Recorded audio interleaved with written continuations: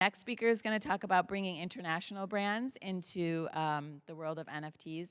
And I challenge all of you to try and pronounce his name, but I'm just going to call him Joey. So, good morning, everybody. I'm out here today to talk to you about how I personally want to launch a children's brand using Web3 and NFTs.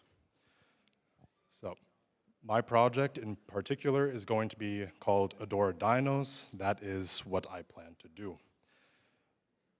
I care so much about my children, I brought them with me to London. I got my 3-year-old girl and my 1-year-old boy sitting right over there on the edge with my wife.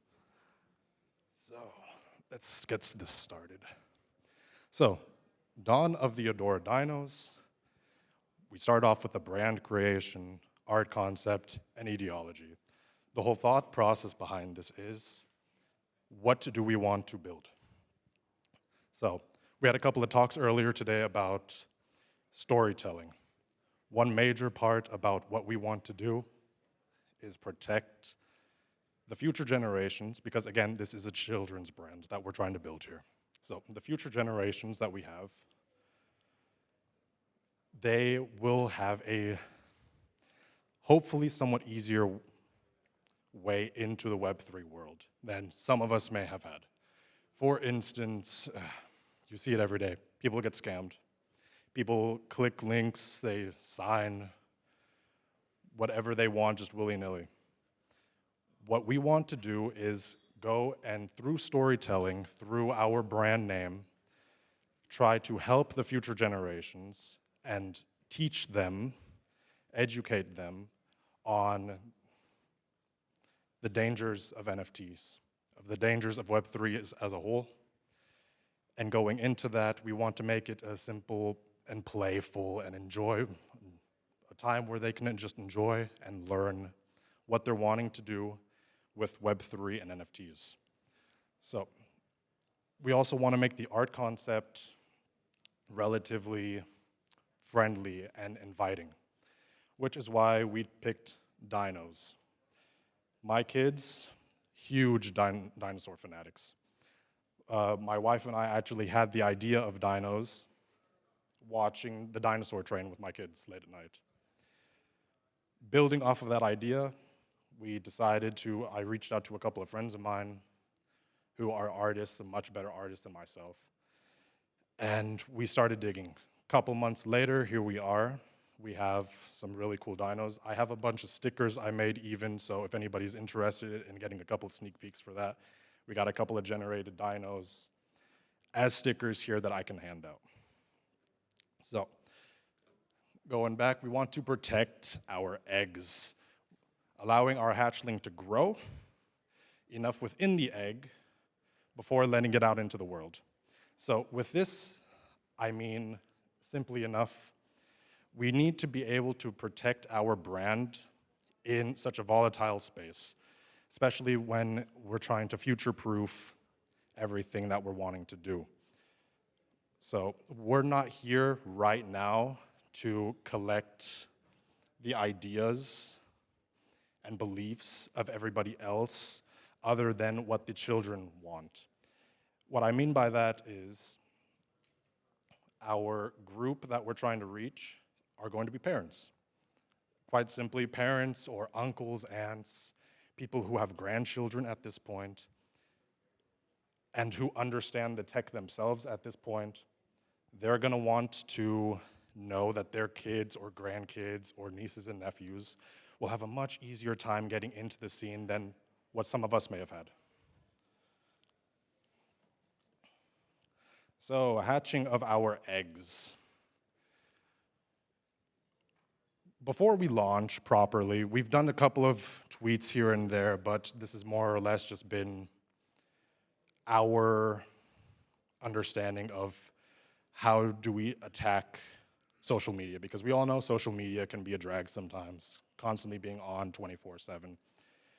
So, which I'm also going to go back into later on with networking. You got to find your correct groups. So, structured plan, what we want to do going forward, as well as we want to make sure that we do it correctly.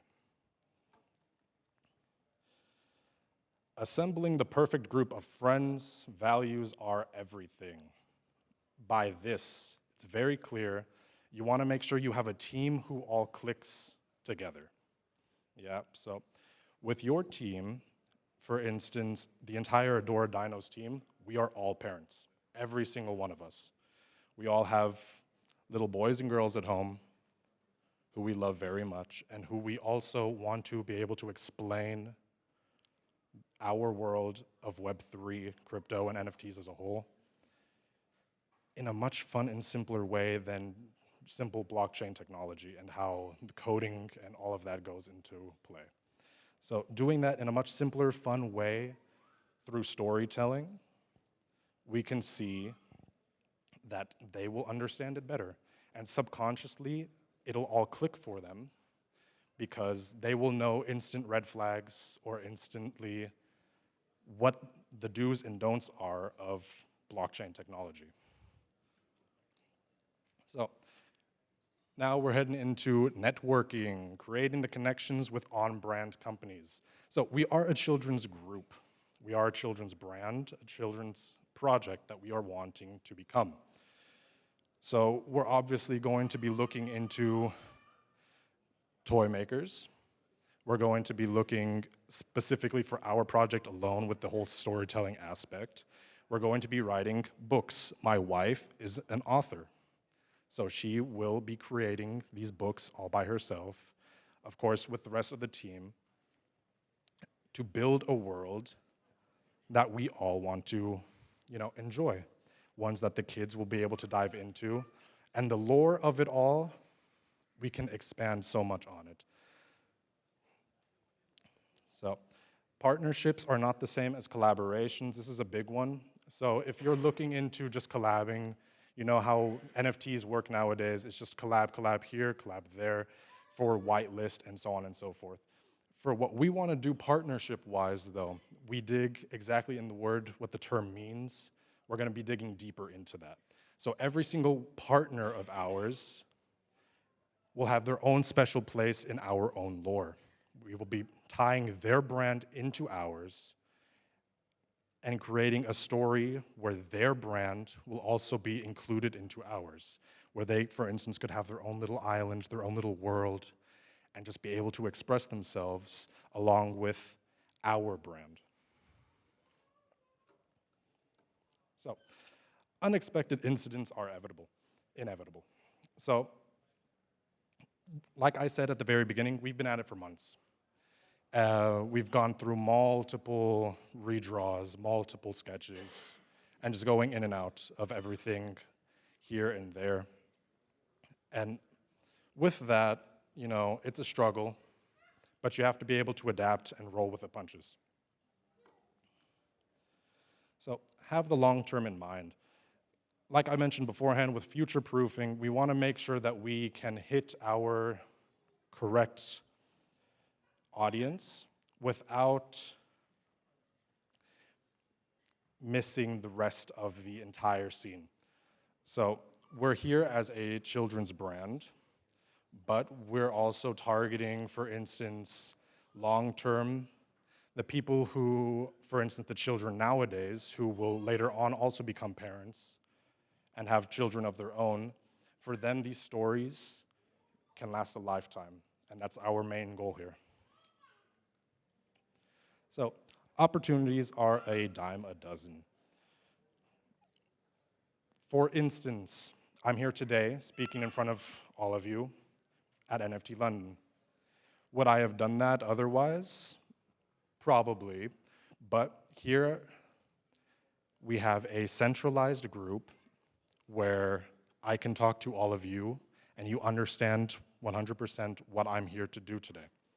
So with blockchain technology, we can token proof this and then just go on Twitter Spaces. But with Twitter Spaces, then we go back into the whole social media aspect of it and it could get lost.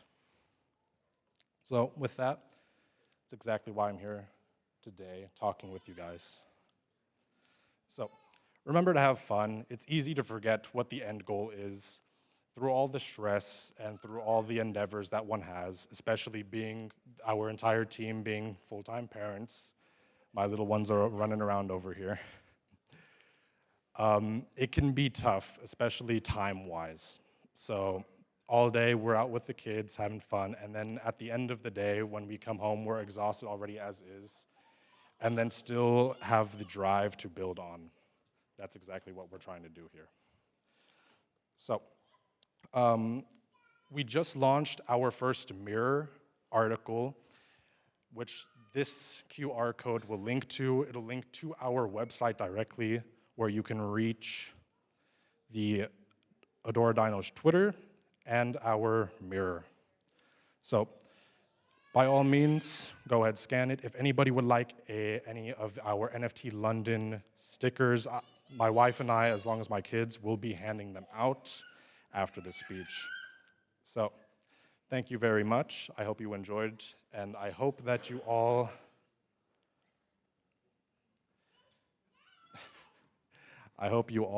have some joy and will be able to tell your own children about the show later on. Thank you.